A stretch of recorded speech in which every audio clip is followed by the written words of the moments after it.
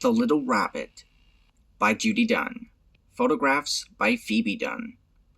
Narrated by me. I've had this story for a long time. Let's begin now.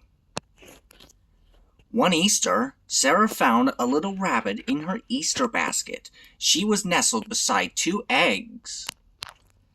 The little rabbit was soft and white. She had bright pink eyes, long ears that were pink inside, and a tiny pink nose that was always wiggling. Sarah loved her new friend very much. Sarah let the little rabbit play in the grass while she tried to think of just the right name for her. There were some tiny yellow flowers nearby, called buttercups. "That's a nice name," Sarah said to her little friend. "I'll call you Buttercup too."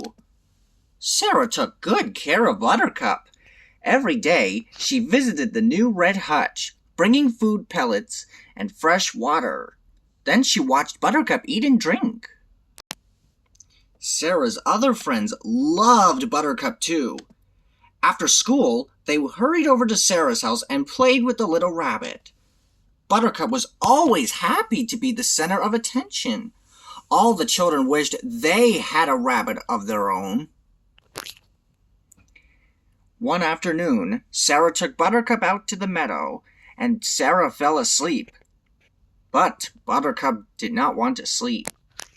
She was soon hopping off to meet new friends. First, she came upon a slow-moving turtle. Then she met a beautiful orange and black butterfly. There was so much to see and do out in the world. That butterfly is called a monarch. But what was that? Buttercup was startled by something moving in the ferns. It was another rabbit. The other rabbit was a wild rabbit. He was quite different from Buttercup. He had large brown eyes and brown fur that helped him to hide from his enemies. The 2 rabbits watched each other for a long time. Then they hopped away. Buttercup was hungry, so she nibbled some grass beside a rhubarb patch. Suddenly, it began to rain. She ran for cover and got stuck between some stalks. Then she sat and watched the rain. She felt very small and very lonely. When Sarah woke up, she searched all over for Buttercup and finally found her. Sarah and Buttercup went everywhere together. Sometimes they went on picnics in the woods. Sarah always brought along a carrot for Buttercup. Rabbits love carrots. Sarah was very proud of her rabbit. Over the next few months, Buttercup grew bigger and bigger. Soon, she was ready to have babies of her own. Sarah put a nesting box filled with clean straw into the hutch. Buttercup pulled fur from her coat to make a soft, warm nest for her babies. Then she waited. Sarah visited the hutch often, but nothing happened. Then, one morning, Sarah looked into the hutch and saw 7 baby rabbits in the nest. "Oh, Buttercup," she said, "you're a mother." Sarah was so happy to see the babies. How cute! The babies grew fast. Soon, they were big enough to climb out of the nesting box and look around. They were lively and curious, and as soft and white as their mother. Now Sarah had to think of names for all of them. Since there were 7 baby rabbits, Sarah decided to name them after the 7 days of the week: Sunday, Monday, Tuesday, Wednesday, Thursday, Friday, and Saturday. It's not such a bad idea. Soon, the little rabbits were big enough to go outside. Sunday, Monday, and Tuesday stayed in Sarah's lap. But the others jumped out.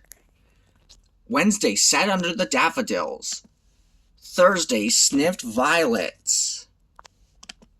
And Friday hopped through the grass. Little Saturday went farther than any of her brothers and sisters. Soon, she found herself in a sea of tiny blue flowers. There were flowers everywhere. Saturday stopped right where she was because she didn't know what else to do. She was lost, but Sarah soon found her. It was time for the rabbits to go home. Sarah couldn't get them all back by herself, so she called for her father. Together, they collected the little rabbits and put them back into the hutch with Buttercup. "Sarah," said her father, "there are just too many rabbits, and they're getting bigger every day.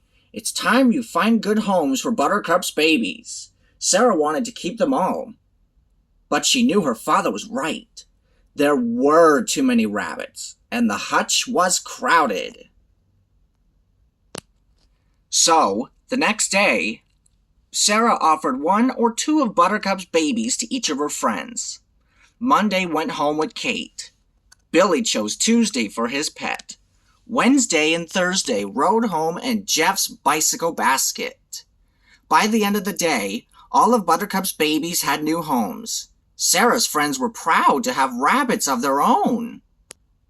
Sarah and Buttercup were happy to be alone together, just as they were in the beginning. "I love you, Buttercup," said Sarah as she stroked her rabbit's soft white fur.